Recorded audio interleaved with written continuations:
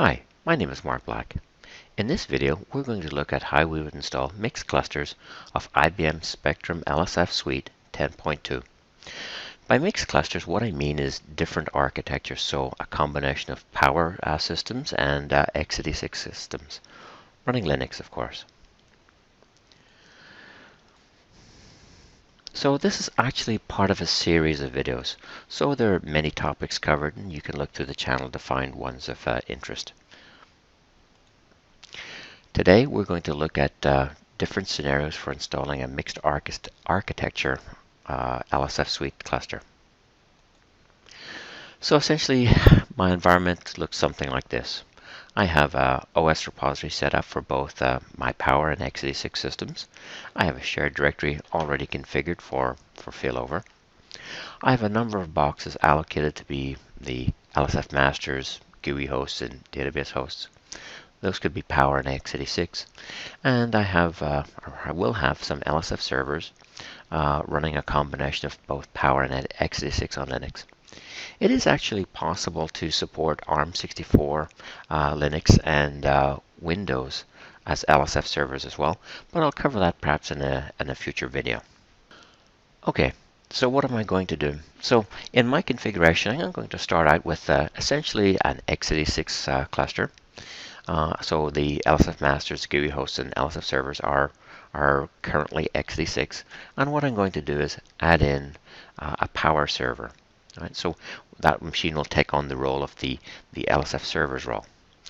In terms of restrictions, there really aren't any. So technically, I could use that power box to be an LSF master, a GUI host, a DB host, or even an LSF server host. But I think the most interesting case is probably it being an LSF server. So what am I going to show you? I'm going to set up the deployer node so that it can deploy both x86 and power boxes. We'll run through the installation. I'll do a quick OS check so you'll see which OS versions I'm running in my cluster, and we'll check the architecture. And we'll just verify that LSF Suite is working okay.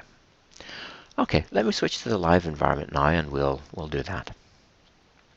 I've logged into the deployer node. So this is a machine that has the playbooks and installation repositories. So I originally installed this for x86. What I want to do now is update this so it can both install x86 and power machines. The way I do that is by installing the bin file that I've downloaded for LSF Suite for power. So let me do that right now. Oops, right. I just happen to have all of the versions here. So I'm going to install this package. This is already an x86 machine. Let me just show you that. See, x86 64. So we're going to add this package to it. And what this will do is add in an additional repository to allow it to install power boxes from this machine. Okay, so that's done. That was quick and easy. Now if we go to opt IBM LSF installer playbook. So we have our playbooks. We have, you'll notice it didn't touch the inventory file. Let's just take a look. So this is my inventory file from previously. So I have my existing LSF masters and my existing LSF servers. What I want to do now is add in some power boxes. I only have one available, so we'll add in just one machine. So I do that by editing the LSF inventory. And I'm going to try it first as an LSF server. There's no restriction on it being, say, an LSF master or LSF server or LSF client or a GUI host.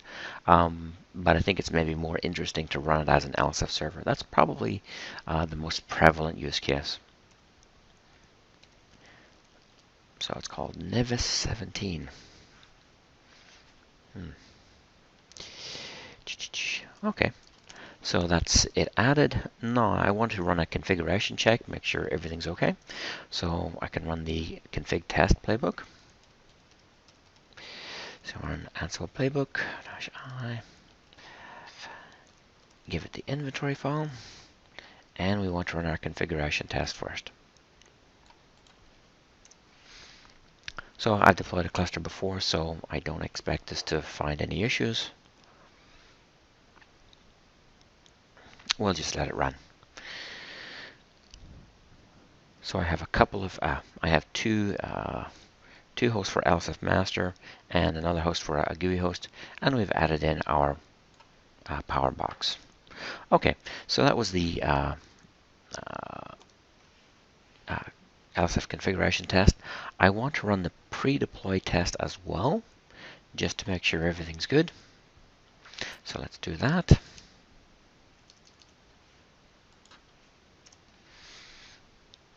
So it just so happens my my power box is on a different subnet, so I just want to make sure that the connectivity is good. So this test will check that for me. It'll take a few moments to run. So this was actually the test here that I wanted to make sure succeeded. And it did. So just pause the video here again. Oh, okay. It's finished. So it looks like everything checks out okay. So what I'm going to do now is deploy onto this power box.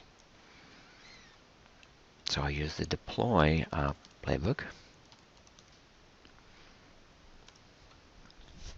So this was already an existing cluster, and I'm actually just adding in this one box, Nevis 17. Okay, so this is going to take just a few minutes to run, so I'm going to pause the video and we'll come back in a few moments. Okay, so the playbook's finished and we've finished installing our new box. Let's go to the LSF master host, and well, actually before I do that, maybe we'll just do a few checks to make sure that well, to see the OS versions and the architectures of these machines. I'll show you a nifty little trick. We already have installed Ansible, so let's use that to run some commands. So it's Ansible all, so all means basically all hosts, and we give it the inventory file.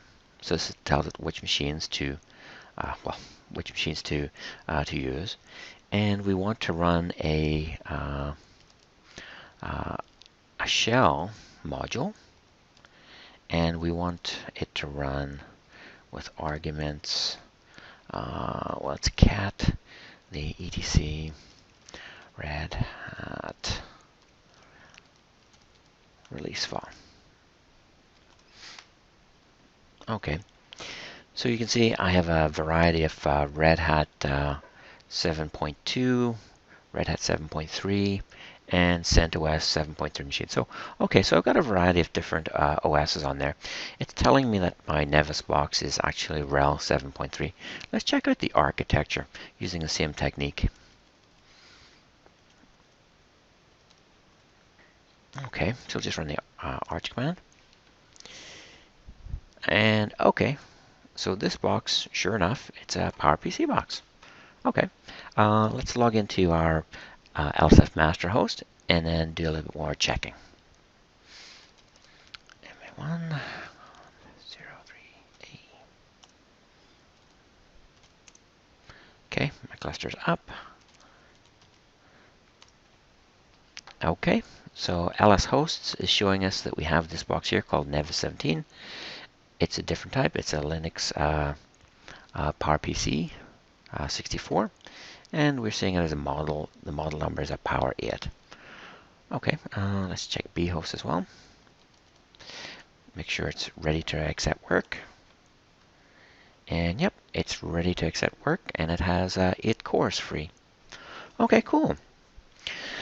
So what we've done so far is we've taken an existing x86 cluster and we've added a power box to it. We could go the other way around as well. So we could have started out with an LSF power cluster and added in x86 boxes. The procedure essentially is just the same.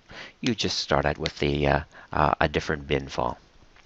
And the playbooks are set up so that they can install both power and x86. They don't they can handle both. And our deployer node can of course handle both as well.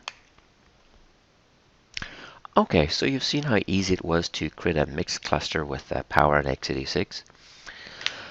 So We've seen how to set up the deployer to support both Power and x86. We've seen an actual deployment where we had a mixed Power and x86 Linux cluster. And we've seen some basic verification steps to make sure everything's working.